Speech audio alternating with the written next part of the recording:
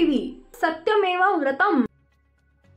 बांगलादेशी घुसखोर पकडून परत बांगलादेशला पाठवा, किरीट सोमय्या। बांगलादेशी घुसखोरांबद्दल किरीट सोमय्या यांचे वक्तव्य।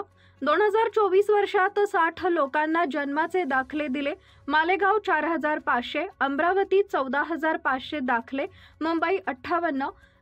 2023 नोव्हेंबरमध्ये जन्म मृत्यूचा अधिकार आता तहसीलदारांना देण्यात आला, म्हणून हा गोंधळ झालाय। पुणे शहरात कोणालाही बोगस दाखले दिले नाही याचं कौतुक करतो। अनिल परब रिसॉर्ट त्या हातोड्यानं तोडला। पिंपरी चिंचवडमध्ये मोठ्या प्रमाणात बांगलादेशी आहेत, त्याची माहिती मी घेतली आहे। माहिती मिळाली की लगेच ATSला कळवलं जाईल। मग गृहमंत्री देवेंद्र फडणवीस झाले म्हणून हे बाहेर आले। सलमान खान हा विषय वेगळा आहे। वाल्मिक कराडबद्दल सोमय्या यांचे वक्तव्य। वाल्मिक कराड विषय वेगळा आहे, यात कोणालाही सोडलं जाणार नाही। कालपर्यंत सुळे आणि ते सोबत होते। वाल्मिक कराड नोटीस आली तेव्हा सरकार तुमचे होते, मी कोणाविषयी तक्रार मागे घेतली नाही। करून विचारणार याचे सगळे प्रश्न एकदा होऊन जाऊ, कारण की तुम्ही कोणी बोललं की तो मध्ये बोलता त्याला सुद्धा प्रश्न आता तुम्ही एका प्रश्नांची उत्तर द्या ना, मग आम्ही एक विचारतोय ना, 4 प्रश्नांचे सगळ्यांचे उत्तर कमाल आहे, सगळं बोलू दे ना भाऊ। 17व्या मजल्यावर हल्ला करण्यात आला, सैफ अली खानच्या सुरक्षा यंत्रणा असताना देखील हल्ला करण्यात आला। कायदा आणि सुव्यवस्था मजबूत सर्टनली आपल्या समाजात त्या घटना घडल्यानंतर त्याच्यावर लगेच कारवाई केली जाते, होते ना ती घटना। कारण की समाज हळूहळू पूर्वी किती व्हायचं, पूर्वी म्हणजे मी फडणवीसचं सरकार आता नाही, बऱ्यापैकी खूप सुधारली आहेत। आता घटना घडल्या असेल तर निश्चितपणे कारवाई केली जाते।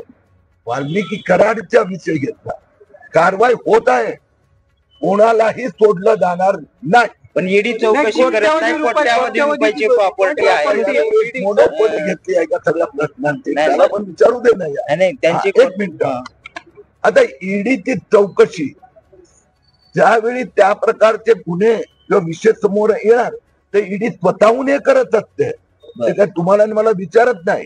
फॉरेन ट्रान्झॅक्शन आले, मनी लॉन्ड्रिंगचा मुद्दा आला, ऑटोमॅटिकली ते घेते, ऑटोमॅटिकली। नाही 2022 ला एक ईडीची नोटीस वाल्मिक कराडला आली, त्यानंतर राज्य सरकारने व्यवस्थित माहिती दिली नाही, म्हणून ही सगळा पुढला प्रकार जे महाराष्ट्रात मला माहिती आहे। सुप्रिया सुळे खासदार म्हणल्या पार्लमेंट मध्ये आम्ही फायनान्शियल मिनिस्टरला 2000 एक मिनिट आता तू याला हे थोडं अति नको होऊ। तुम्ही काय इच्छा आहे मी प्रश्नाचे उत्तर देऊ? मी विचारतो सर, त्याला जोडून प्रश्न आहे की नंतर सुप्रिया सुळे म्हणतायत की वाल्मिक कराडने दहशतीच्या जोरावर भरपूर संपत्ती जमवली, आता ईडी कारवाई का करत नाहीये मग वाल्मिक कराडवर? आता वाल्मिकी कराड कुठला पक्ष? राष्ट्रवादी अजित पवार उत्तर देतोय, अजित पवार मी उत्तर देतोय। अजित पवार शरद पवार केव्हा वेगळे झाले? उत्तर देतोय वर्षभर। सुप्रिया सुळेंना उत्तर देतोय। कालपर्यंत तर परवापर्यंत सुप्रिया सुळे सोबतच होते ना। ही 22 ची नोटीस सुप्रिया सुळे पक्षात असताना आली होती ना।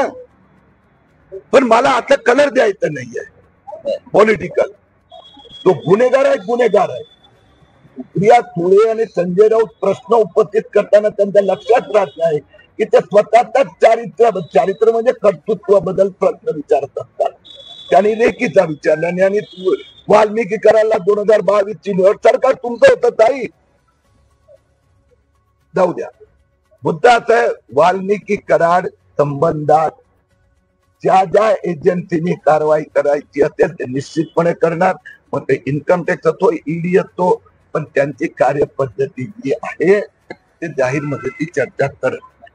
ओके, पण या सगळ्या तुम्ही तक्रार करणार, मंत्र्यांचे राजीनामे घेतले गेले, धनंजय मुंडेंच्या राजीनाम्याची मागणी जोर धरते। सर्वसामान्य लोक विचारतात की धनंजय मुंडेंचा राजीनामा घेणार आहात की नाही? आपण सुप्रिया सुळे, संजय राऊत उत्तर देतोय। आपण संजय राऊत, सुप्रिया सुळे यांना सामान्य माणूस असं जर म्हणत असाल तर तुम्हाला तुमचं मी कौतुक करतो। पण तुमचे आमदार सुद्धा मागतात दादा मी उत्तर देतो तो तू उत्तर दे, मी बोलतो। तर सामान्य माणसांना ते पाहिजे की ज्यांनी कोणी गुन्हेगारी गुंडगिरी वसुली हत्या केली त्यांच्यावर कारवाई झाली पाहिजे ते होणार. ओके.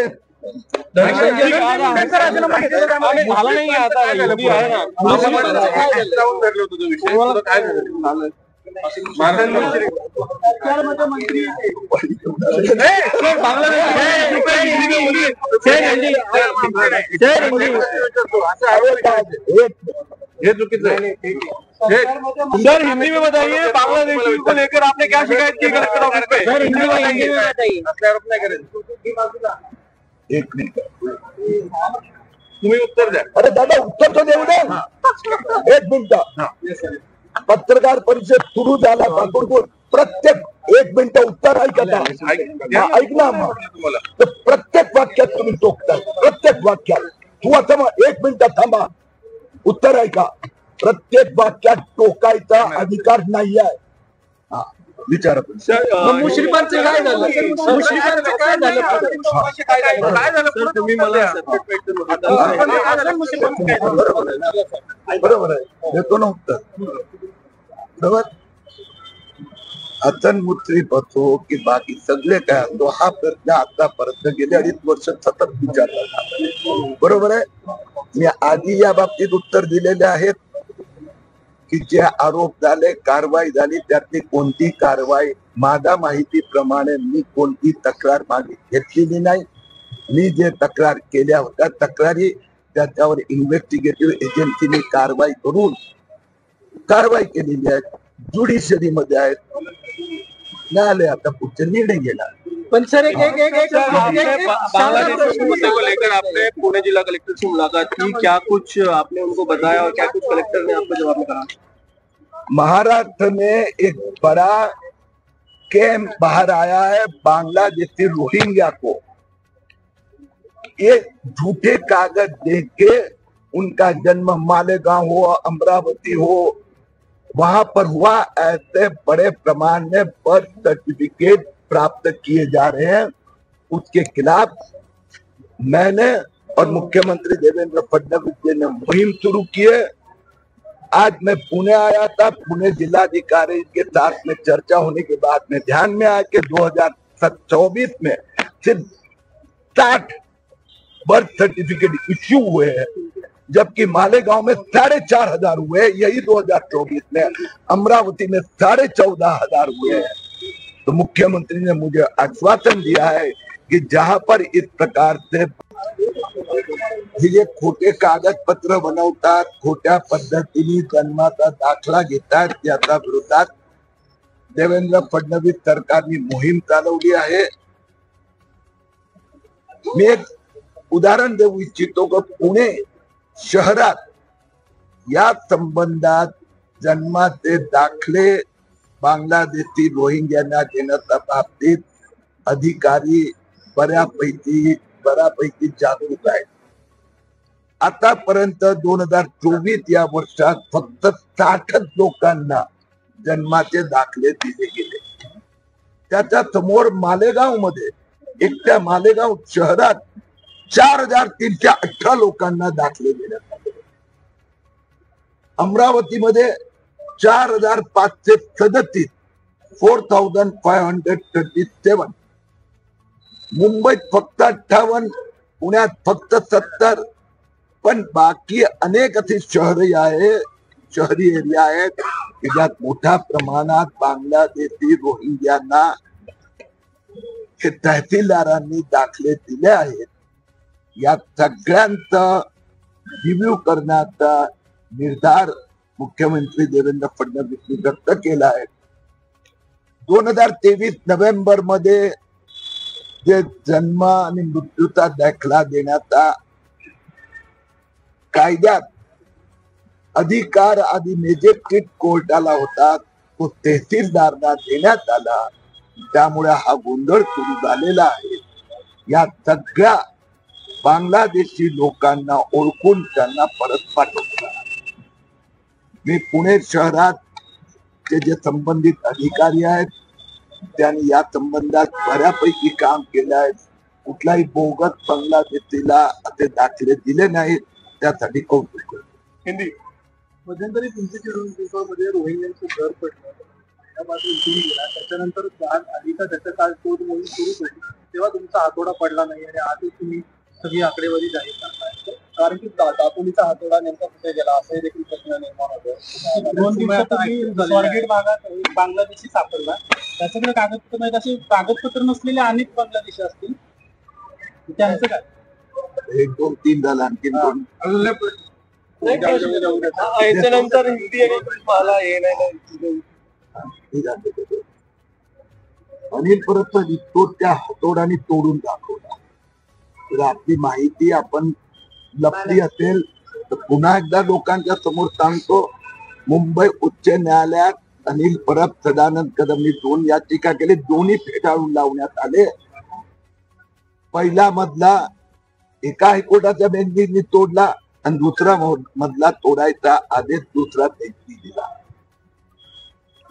पिंपरी चिंचवड विभागात मला अशीच माहिती मिळाली होती की मोठ्या प्रमाणात बांगलादेशी आहे. त्यासाठी मी त्या भागाची चौकशी केली. त्याची विशेष बातचीत आज कलेक्टरकडे केली आहे.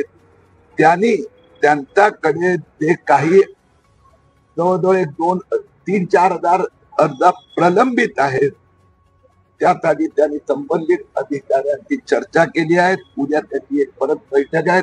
त्यात ते हा कुठलाही बांगलादेशी रोहिंग्यांना जन्माचा दाखला दिला जाणार नाही अशी मला खात्री व्यक्त केली. राहिली तिसरी गोष्ट की ज्यांच्याकडे जन्माचे दाखले नाही, हे नाही, डॉक्युमेंट नाही, माहिती मिळाली की लगेच आता ATF ला कारवाई करण्याचे अधिकार देण्यात आले आहेत. सर वाल्मिक खानवरती हल्ला झालाय सातत्याने सैफ अली खान हल्ले जे आहेत ते सुरू आहेत. कुठं कमी पडतंय का सरकार? कारण मुंबईमध्ये जास्त प्रमाणात सिद्दीकी असेल त्यांचा मर्डर होतोय, सलमान खान असेल, त्याच्यानंतर यांच्या सैफ अलीच्या घरात जाऊन वार केला जातोय.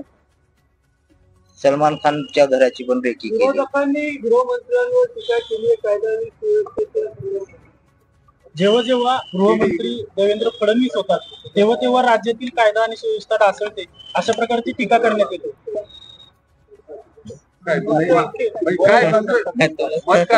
मान्य नाही मान्य बोलू. अरे गृहमंत्री देवेंद्र फडणवीस झाले म्हणून हे सगळे बोगस जन्म दाखले घेण्याचं कुभान बाहेर आलं.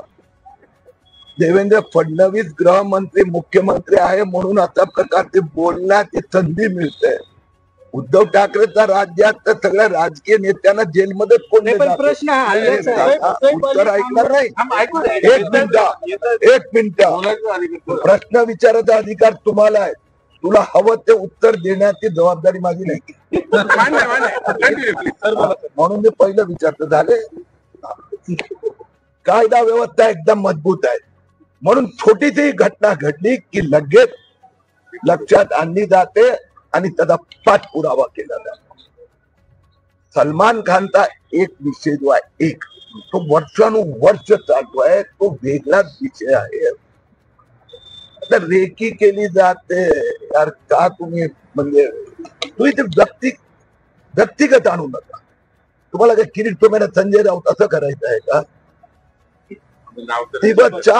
8 तास तुम्ही लोकांनी संजय राऊतची रेकी चालवली होती ना. मग 9व्या तासात काय आलं बाहेर? मोबाईल काय टावरवाल्या तुम्ही दिलं मी नाही. जाऊ द्या. मस्त पोझिशन आहेत, मजबूत सरकार आहे आणि मजबूत कायदा सुव्यवस्था आहे. तुम्ही ईडीचा अभ्यास आहे तुमचा. वाल्मिक कराडची प्रॉपर्टी जी आहे तुम्ही रोहिंग्या वगैरे काय काय करायला लागला? एक जण नाही वाल्मिक अरे यार एक करून विचार ना. याचे सगळे प्रश्न एकदा होऊन जाऊ. कारण की तुम्ही कोणी बोललं की तुम्हाला बोलता लागली का त्याला सुद्धा प्रश्न आता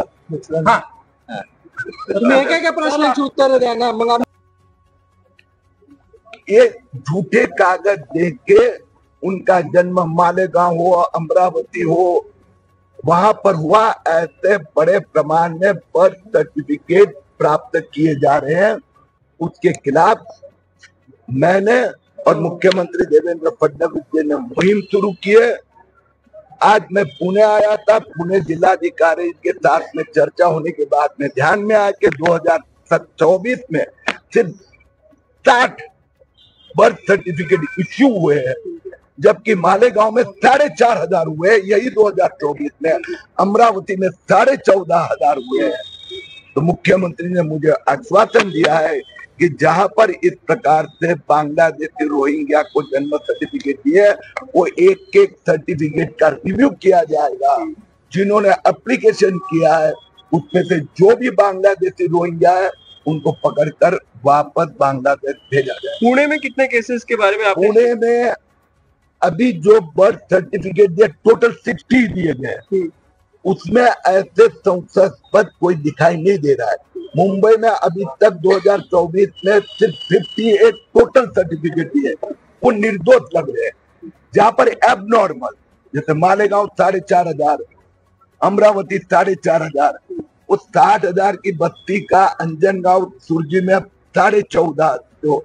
तो इस प्रकार के एबनॉर्मल जगह पर कॉन्सेंट्रेट किया। सैफ अली खान का मामला है, घर में उनके हमला हुआ है, लेकिन विपक्ष जो है वो राज्य में लॉ एंड ऑर्डर की सिचुएशन बहुत ही खराब है, इस तरह के सवाल उठा रही है। विपक्ष ने अपनी जिम्मेदारी निभाता है तो अच्छा लगता है। सैफ अली खान के घर में जो भी घटना घटी है रात को देरी से, उसकी पुलिस जांच कर रही है। जो भी गुनेगार होगा कार्रवाई। संबंधामध्ये प्रश्न निघत आहे, कारण फडणवीसांनी 7 कलमी कार्यक्रम वापरलेला आहे, कोणते रिझल्ट असे सांगितलेले आहे अधिकारी प्रशासनाला। तुम्ही आता हा एवढा मुद्दा उचलून धरलाय, तर संबंधित प्रश्न निकाली निघेल। दोन गोष्टी आहे। एक आहे की हा जो जन्म मृत्यू कायद्यात नोव्हेंबर 2023 मध्ये अमेंडमेंट झाला आणि त्याची राज्य सरकारला अधिकार दिला गेला। त्यामुळे 2024 निवडणूक आचारसंहितेच्या काळात काय अधिकाऱ्यांनी बदमाशी केली, तर त्याचं 2 SIT बसवले, त्याचा व्यवस्थित फैसला होणार। ज्यांना सर्टिफिकेट दिले आहेत त्याचं पुनर्निरीक्षण केले जाते। दुसरी गोष्ट की एका बाजूला ज्या ज्या बांगलादेशी रोहिंग्या संबंधी माहिती मिळते कारवाई, आणि तिसरे नवीन कोणी आले तर त्याची ज्या ती माहिती लक्षात येते ताबडतोब कारवाई। साहेब, एक शेवटचा प्रश्न, राज्यातल्या ईडीच्या कारवाया थांबल्यात की सुरू आहेत, आणि तुम्ही तक्रारी करणं थांबवले की चालू? पुण्यातलं तुम्ही कोविड घोटाळा बाहेर काढला होता, त्याचं पुढे काय झालं? आता एक गोष्ट असे की भ्रष्टाचार ज्या ज्या वेळी येतो आमच्या लक्षात आणून देतात, आम्ही त्यावर तक्रार करतो, पाठपुरावा करतो।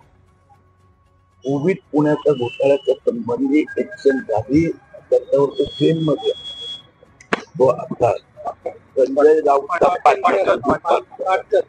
आता न्यायालयात केव्हा नंबर लागणार फायनल हिअरिंगचा, परंतु 4 लोक जेलमध्ये अजून तुम्ही केलेल्या तक्रारीपैकी किती तुम्ही आता न्यायालयाचा वर मी बोलू शकत नाही, तर न्यायालयापर्यंत जाऊन त्यांना बेलवर बाहेर येणं इथपर्यंतच माझं काम असते। मी न्यायालयाला सांगू शकत नाही की 2 वर्ष सजा करा की 4 वर्ष।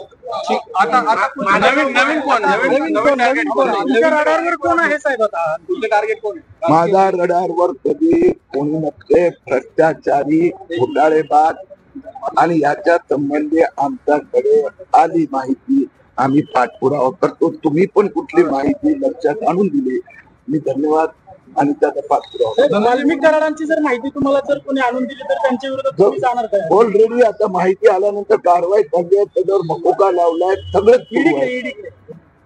ईडीचं तुला ज्ञान नसेल तर मी तुला ज्ञान देतो, म्हणजे तुझा प्रश्न बंद पडला। ईडी संबंधी व्यक्तिगत कारवाई करण्याचा कोणाला अधिकार असतो?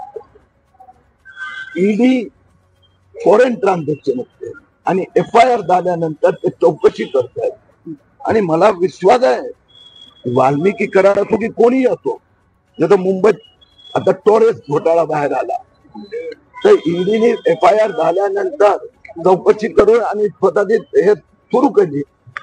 जो आपला मालेगावचा जो बँक घोटाळा, वोट जिहाद फंडिंग घोटाळा काढला सिराज मोहम्मद, तर पोलिसने FIR केल्यानंतर ईडीने 4 लोकांना अटक केलीच आहे। म्हणून ज्यांनी मनी लॉन्ड्रिंग केलं आहे, ज्यांनी फॉरेन ट्रान्झॅक्शन केले आहे, त्याच्यावर कारवाई होतच. थँक्यू.